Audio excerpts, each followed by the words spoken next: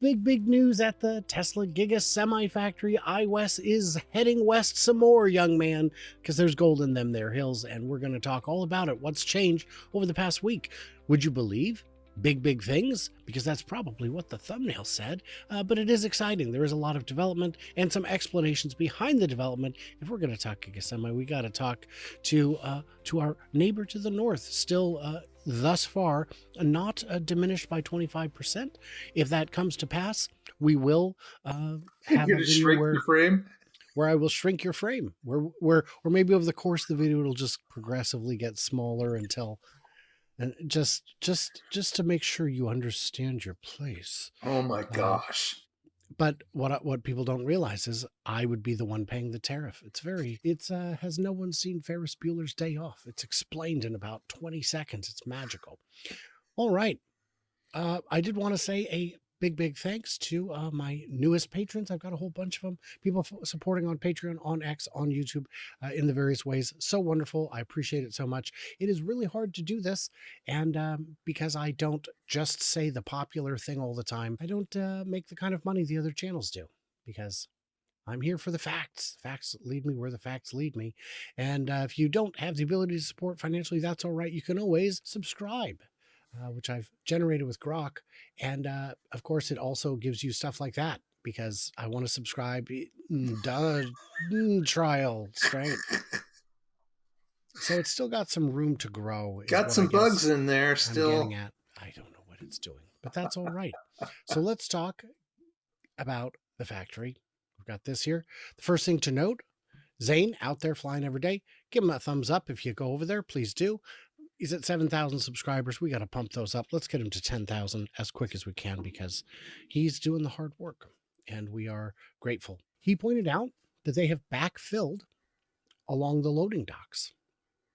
They're doing a lot of backfilling. So all that dirt we saw moved out of the stamping pits can now be moved back in and put in a good place. It's in a better place now, Mark. Yeah, that's what they say, but I'm not That is what sure they about say. that. Now, I for those who don't know, I generally only show stills because I want you to go enjoy it yourself.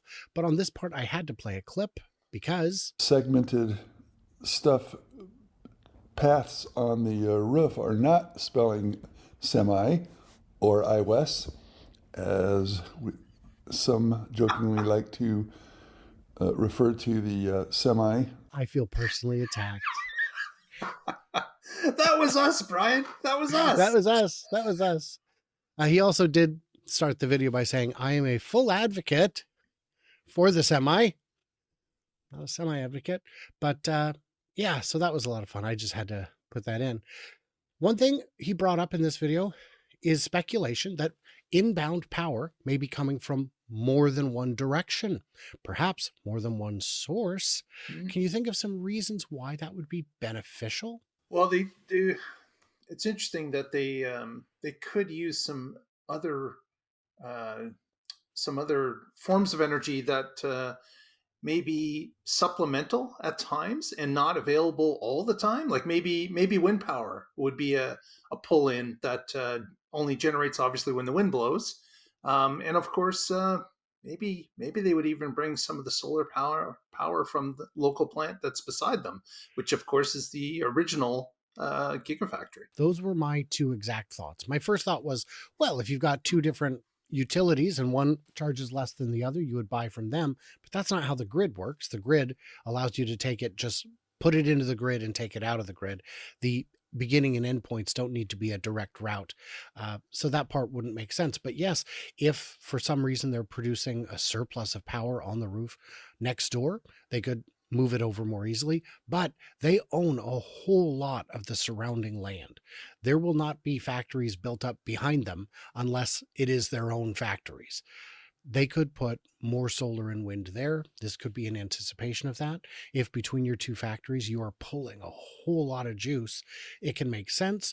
I cannot imagine that even with the wealth of solar panels they have on the roof of Giga Nevada, that it is enough to satisfy the power demands inside during the day, let alone at night when it is not sunny. I'm going to need if anybody in the comments can tell me, please confirm, it's not sunny at night, right? because pretty sure Pretty I learned sure that. the sun disappears at night. Yes. Yeah, I read about it in a book called Genesis, uh, not written by Phil Collins, interestingly enough. I don't know if you know that. So then we've got, yeah, too early to be going off the rails, I think. Uh, then we've got a look at the power station. This is not at Giga Semi. This is next door at Giga Nevada, and this is where they are. This is where power. He is speculating this would be a good place for mega packs. It may. Then we get over to the actual area here, and we can see a whole lot of backfilling is going on, and we've got the new concrete pour starting the big footings over here.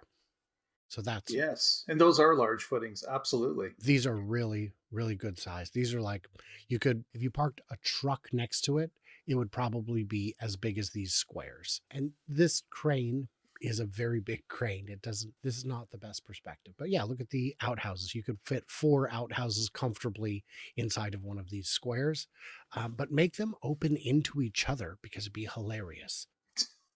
So this building can go up soon. We see the backfilling going on around the different pits, and We should see some evidence shortly then. Oh, is that steel we're starting to see? I-beams maybe? sure, it surely looks like it is. Yes, more concrete work going in, more forms going in, reaching a good place here. He did point out that this off to the side here. Where is it? Find it here. Off to the side, this little, nope, that's the second one. So all the way back here. This little area off to the side, that they had completely filled it, poured it and backfilled it completely. This little section, which could be for a smaller stamping press, is ready to go. Now, why does it take them so long to backfill? Because you cannot backfill too quickly when you've got curing concrete. You have to have the structural integrity of the concrete drying sufficiently before you start putting tons and tons of dirt against the sides. Otherwise, it'll collapse. My friend was pouring a retaining wall and did not hire any experts, just some buddies. And they were like, these forms are strong enough to hold the weight. So they stopped halfway through, let it cure overnight, and then resumed. It doesn't look good. It doesn't look good. When it comes to backfilling like this, you also need to compact the heck out of it, or your factory will just settle into it dramatically over a not very big period of time. And by adding the water, going layer by layer and compacting each layer, it settles a lot nicer, which is critical. If you're ever digging a hole to put in a fence post or a deck post, especially with decking, but really with anything, if you dig the hole too deep, do not backfill it. Just put in more concrete, maybe put some gravel in there, because if you do not compact it, it's going to settle. And you will have some problems with that. And settling with a deck is not a good scene. Oh. I fortunately never had that experience myself. So the other thing I wanted to point out before we throw ourselves headlong into the Q&A hole is that he has a second video out this week called Tesla Semi World Domination, which I will not play. It has a bunch of answers to common questions, and it's great. He covered all the bases. He talks about the compaction. He talks about the range of the vehicles. He talks about a lot of things. The big one on the range is, and I'm sure you've seen the comments, 500 miles. That's not adequate. That's just not enough. Even though that's 80% of truck routes already are under, I think, 250. And 500 miles is quite a distance. You need a break. You need a break at some point. So, take your break. And then he's got, footage of him getting up close and personal with the big rigs. So, of course, that means it is that time. Oh, no. Yes, we're going to answer your Q's with A's. Now, a lot of people have said, oh my gosh, Brian, you're just dragging this video out. This video is too long. It could have been half as long. Right. Well, you're free to shut it off now. You've got all the information. But if you want to go out and do all the research and distill it all into a 10-minute clip that's shorter than 10 minutes, make it 6 minutes, go for it. But I've also had people ask me, how come you don't publish videos where you count things anymore? And the reason for that is because I would spend hours and hours doing all the counting, all the measuring, and then putting out the video. And like one guy would post it on Reddit or X or somewhere, and the very top response would just be the number. It's like, okay. So very little viewership on those. And as a result, no pay. Yes, you two definitely make a great team. Right, evil algorithm? Thank you, Jamie. Thank you. Thank you. That is true. I used to put these expansion of products primarily on 4680 ramp, or more generally just battery availability. I changed a year ago to include waiting for bots to be on the line instead of employees. I seem to be stacking excuses for lack of growth. Uh, do you think that there's any delay that's attributable to a lack of labor that they hope to replace by Optimus within the next 6 months to a year? Not a chance. I I don't would think that's an agree. issue at all. I would agree. These are already heavily automated processes to the maximum extent possible. And Optimus, I don't see being as fast as a human this year. Certainly not for tasks like this. Like when there's so many little things that humans can do that you have to really think about. One example I have is uh, when I sit down in a chair, like a banquet style chair, a chair with four legs, uh, I can adjust that chair quite a bit without thinking about it just by moving my calves, you know? Hmm. I can pivot because, and I know this because I spend hours a week in rehearsal or on stage in one of those chairs, and where I'm at in space is very important to the blocking of the show. So yes, I would agree that it's challenging in that regard. Okay, here we go. Back to the questions. Here we are. Where is the demand for these vehicles? Where is the battery supply? Where are the charging facilities? I just don't get it. So I'll let you jump in first. Where's the demand? Where is the demand? These are strange questions because, of course, there is demand for the vehicles, there is battery supply, and there are many charging facilities. So I'm Yes. really at a loss It's here as to why is he asking these questions when really it's pretty obvious. the demand is whoever it is that buys trucks. That's the addressable market. The battery supply is anyone who makes, I mean, these are technically cell agnostic, but the 2170s next door in Giga, Nevada are what's currently used. They can either increase production there or get them somewhere else. They can get them from Panasonic, from LG, from CATL, BYD. Actually, not CATL or BYD. Their high nickel batteries are not appropriate, but you can get batteries from a lot of places. Where are the charging facilities? Currently, at your warehouse. Yeah, So, that's so exactly right. in answer to that question, it's where's the demand? The demand is from those who have their own facility at which they can charge. There's also Um, a list of people that have reserved these trucks and are waiting for them to get by the testing phase and start to roll out the second or third generation vehicles. They'll be happy to take them up. Tesla has more sales that they can roll out as soon as they button up when that truck is going to be in its second or third generation and ready for mass production.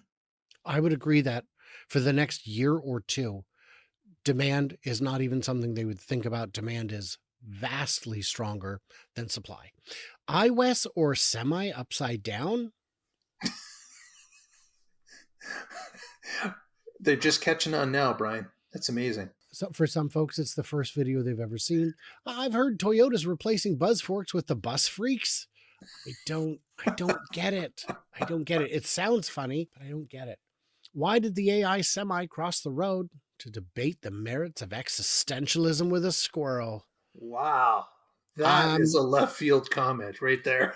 well, Matt's been trying to give me jokes generated by AI because I'd made a comment that AI jokes are not ready for prime time, and he's helpfully proving that that's true, that is correct.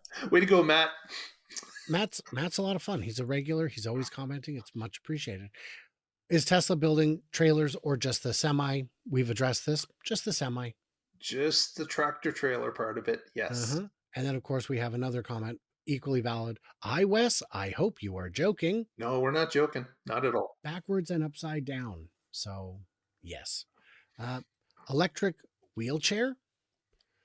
Uh, maybe someday. I don't see it being on the horizon at this time. I don't see it being close enough to their core products that it's, you know, that And industry's it certainly wouldn't be coupled with the semi plant at all. no, no, that's also true. Um, so no. How come you're not saying this is the best deal in the world with Mark? Now, I don't remember. You may have said that the semi is the best deal in the world, but my answer to that is I don't know the price. Yeah, they stopped publishing the price a long time ago. Yeah. And I don't think we will see the price until they have reached full volume. No talk of cost. Yeah. If that thing can do FSD, what is the value really?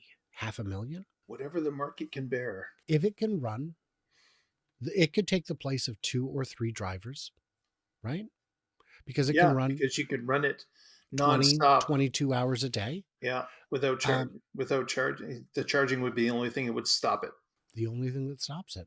So you could replace somewhere between 2 and 4 drivers, uh, and each one of those drivers is getting anywhere from $30,000 to $80,000, depending on how fortunate they are. But there's other costs associated with long haul trucking that could be eliminated. So this is, and they're going to get better fuel economy, better energy per mile sort of thing, because they're not going to feel the need. I've got to go as fast as is practically possible.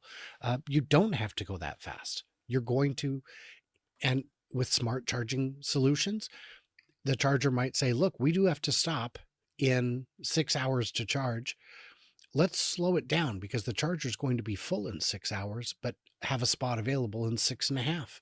You're going to get there. You're not going to need as much juice because you'll still have some left over. And the final question on that, do you have any thoughts on that? No, it's that I would agree with that completely. Okay. And the final one on this, which is, of course, the big question, if the tariffs are imposed, can I be 25% funnier? Yeah, we're gonna have to see that. That's going to be interesting. I'll work on it. I'll That's work that's on it. 25% more funny. Okay. I'll work on it. I'll be the judge of that too. So don't worry. Yeah, but your judging is diminished by 25%. You don't get the highest score you can give is a 7.5. I feel like Nadia at the Olympics getting a perfect 0 in floor gymnastics. That doesn't seem right. Oh, that was a 10. Never mind. All right, guys, what did we miss? What did we misunderstand? Head on over to the Tesla Life, see what they are up to.